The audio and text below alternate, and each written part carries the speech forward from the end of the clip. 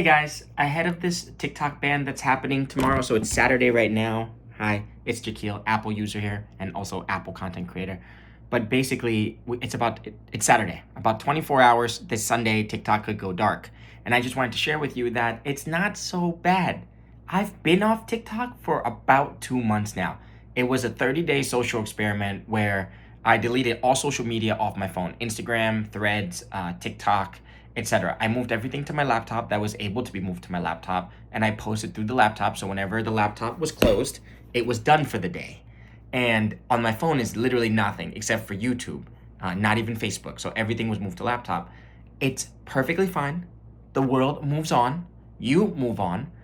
You will get over it. You will actually free up more of your time so you're not doom scrolling hours a day on TikTok. What the average teenager is now on TikTok, like 1 to 3 hours a day minimum. So basically, you will survive.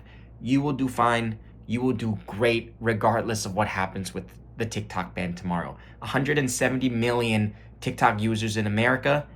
If it goes dark, it goes dark. Maybe you actually go outside, get some sunshine, touch grass, breathe fresh air, or spend some quality time with friends and family in person away from the phone. So that's all. It's just some thoughts. I just wanted to chime in real quick to share with you guys this, okay? And if you love Apple, if you have an iPhone, subscribe to my channel for more Apple content.